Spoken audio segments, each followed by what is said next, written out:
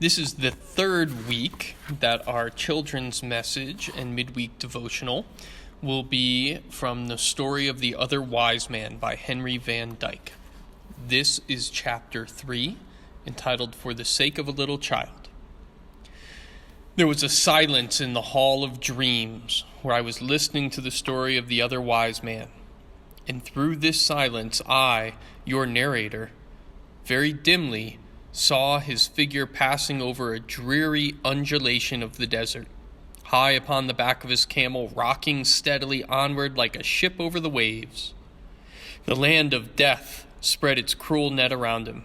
The stony waste bore no fruit, only briars and thorns.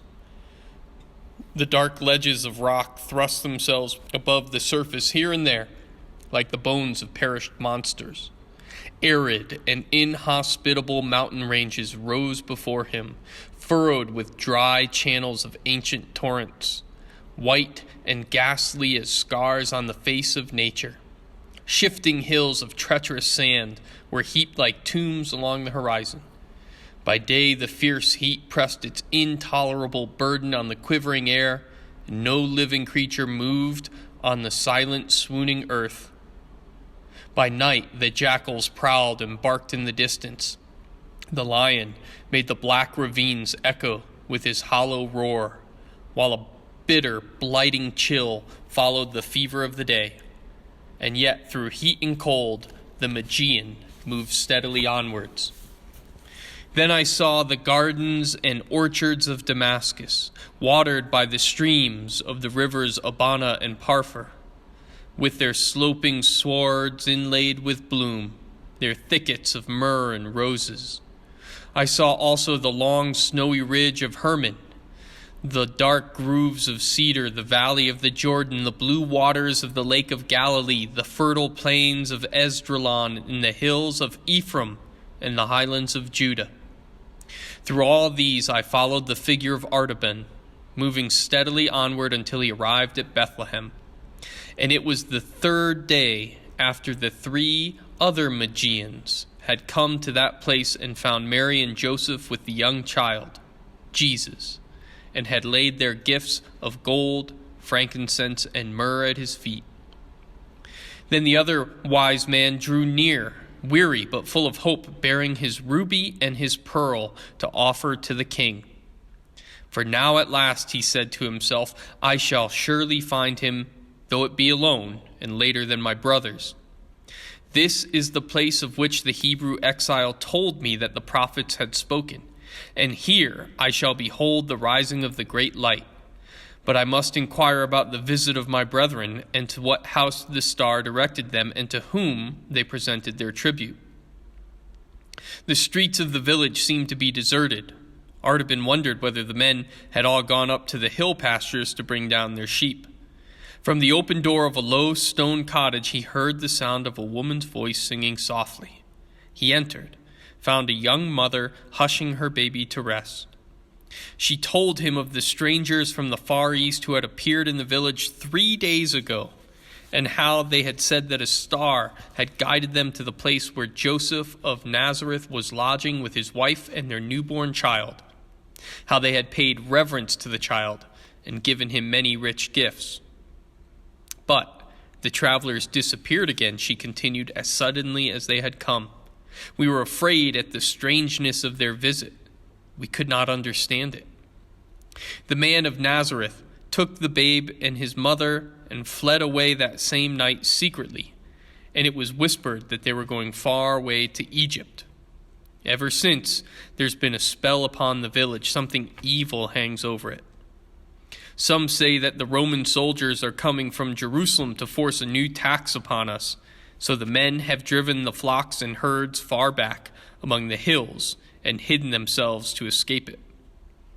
Artaban listened to her gently, her timid speech with the child in her arms, looking up into his face and smiling, stretching out his rosy hand to grasp at the winged circle of gold on his breast. Artaban's heart warmed to the touch. It seemed like a greeting of love and trust to one who had journeyed long in loneliness and perplexity, fighting with his own doubts and fears, following a light that was veiled in clouds. Might not this very child have been the promised prince? He asked himself within, as he touched the child's soft cheek. Kings have been born now in lowlier houses than this, and the favorite of the stars may rise even from a cottage. But it had not seemed good to the God of wisdom to reward my search so soon and so easily. The one whom I seek has gone before me, and now I must follow him, the king, to Egypt. The young mother laid the babe in its cradle and rose to minister to the wants of the strange guest whom fate had brought into her house. She set food before him, the plain fare of peasants, but willingly offered, therefore full of refreshment for the soul as well as for the body. Artaban accepted it gratefully, and as he ate, the child fell into a happy slumber, murmuring sweetly in its dreams, and a great peace filled that quiet room. And yet suddenly there came the noise of wild confusion and uproar in the streets of the village, a shrieking and wailing of women's voices, a clangor of brazen trumpets and clashing of swords, and a desperate cry. The soldiers of Herod, they're killing our children. The young mother's face grew ashen white with terror. She clasped her child to her bosom and crouched motionless in the darkest corner of the room, covering him with the folds of her robe, lest he should wake and cry. Artaban went quickly and stood in the doorway of the house. His broad shoulders filled the portal from side to side, and the peak of his cap all but touched the lintel. The soldiers came hurrying down the street with bloody hands and dripping swords. At the sight of the stranger in his imposing dress, they hesitated with surprise. The captain of the band of guards approached the threshold, seeking to thrust Artaban aside. But the Magian did not stir. His face was as calm as though he were watching the stars, and in his eyes there burned a steady radiance, before even which a half-tamed leopard shrinks, and the fierce bloodhound pauses in his leap. He held the soldier silently for an instant, and then said to him in a low voice, "I am all alone in this place. I am waiting to give this jewel to the prudent captain, who will leave me in peace." He showed the captain his ruby, glistening in the hollow of his hand like a great drop of blood. The captain was amazed at the splendor of the gem. Pupils of his eyes expanded with desire, and the hard lines of greed wrinkled around his lips. He stretched out his hand, took the ruby. "March on," he cried to his men. "There is no child here. This house is still." The clamor and the clang of arms passed down the street as the headlong fury of the chase swept by the secret covert where the trembling deer is hidden. Artaban re-entered the cottage. He turned his face to the east and prayed, "God of truth, forgive my sin. I have said the thing that is not to save the life of a child.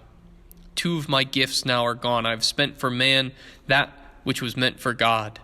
Shall I ever be worthy to see the face of the king?" But the voice of a woman, weeping for joy in the shadows behind him, said very gently, "Because you have saved the life of my child, may the Lord bless you and keep you. May the Lord make his face to shine upon you and be gracious to you.